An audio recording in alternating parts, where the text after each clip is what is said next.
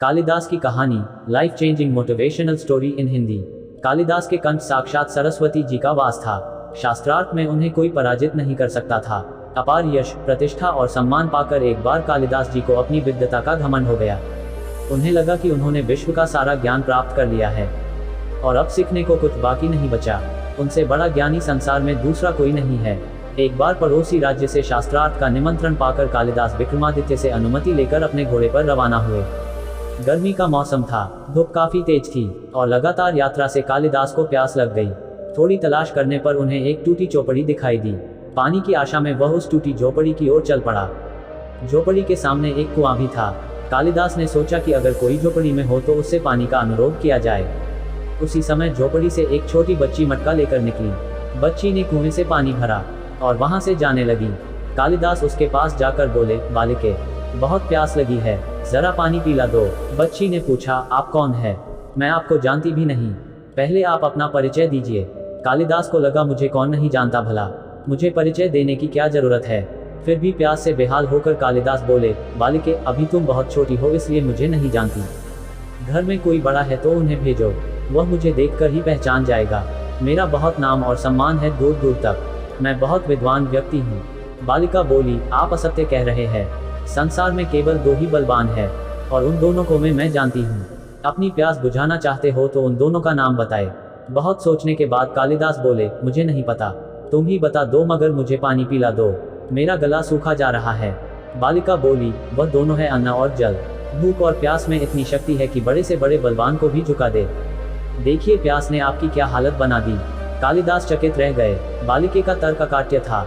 बड़े बड़े विद्वानों को पराजित कर चुके कालिदास एक बच्ची के सामने निरुत्तर खड़े थे। बालिका ने फिर से पूछा, सत्य बताए, कौन है आप? बालिका चलने की तैयारी में था। कालिदास नम्र होकर बोले, बालिके, बटोही हूँ। उद्धरण चिन्ह। मुस्कुराते हुए बालिका बोली, आप अभी भी झूठ बोल रहे हैं, संसार में दो ही बटोही है, उन दोनों को मैं जानती हूँ, बताए वह कौन है? तेज प्यास ने पहले ही कालिदास की बुद्धि क्षीण कर दी थी, पर लाचार होकर उन्होंने फिर से अनभिज्ञता व्यक्त कर दी। बालिका बोली, आप खुद को बड़ा विद्वान बता रहे हैं और यह भी नहीं जानते, एक जगह से दूसरी जगह बिना थके जाने वाला बटोही कहलाता है। बटोही दो ही है, एक चंद्रमा और दूसरा सूर्य जो बिना थके चलते रहते हैं। आप तो थक गए हैं, भूख प्यास से बेदम है, आप कैसे बटोही हो सकते हैं? उद्धरण चिन्ह। इतना कहकर बालिका ने पानी से भरा मटका उठाया और झोपड़ी के भीतर चली गई। अब तो कालिदास और भी दुखी हो गए। इतने अपमानित वह अपने जीवन में कभी नहीं हुए। प्यास से शरीर की शक्ति घट रही थी, दिमाग चकरा रहा था। उन्होंने आशा से झोपड़ी की ओर देखा, तभी अंदर से एक वृद्ध स्त्री निकली।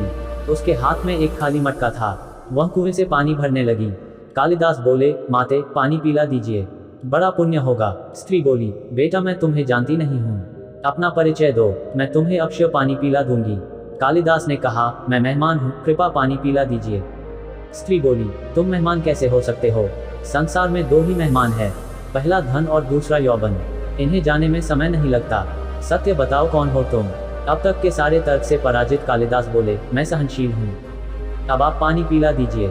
स्त्री ने फिर से कहा, नहीं, सहनशील तो दो ही है। पहली धरती, जो पापी पुण्यात्मा सबका बोझ सहती है, उसकी छाती चिरकर बीज बो देने से अनाज के भंडार देती है, और दूसरा पेड़, जिनको पत्थर मारो फिर भी मीठे फल देती है।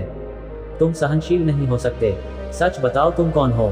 कालिदास लगभग मूर्छा की स्थिति में आ गए और तर्क वितर्क से झल्ला कर बोले, मैं हठी हूँ। स्त्री बोली, तुम फिर असत्य बोल रहे हो, हठी दो ही है, पहला नख और दूसरा केश, कितना भी काटो बार बार निकल ही आते हैं। सत्य कहे ब्राह्मण, आप कौन है?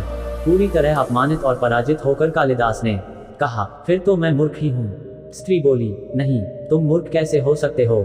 मूर्ख दो ही है, पहला राजा, जो बिना योग्यता के भी सब पर शासन करता है, दूसरा दरबारी पंडित, जो राजा को प्रसन्न करने के लिए गलत बात पर भी तर्क करके उसको सही सिद्ध करने की चेष्टा करता है। कुछ बोल न सकने की स्थिति में कालिदास उस स्त्री के पैर पर गिर पड़े और पानी पीने के लिए गिड़गिड़ाने लगे। स्त्री ने कहा, उठो बत्स उठो। आवाज सुनकर कालिदास ने ऊपर देखा तो साक्षात माँ सरस्वती वहां खड़ी थी। कालिदास नतमस्तक गए। माता ने कहा, शिक्षा से ज्ञान आता है, न कि अहंकार।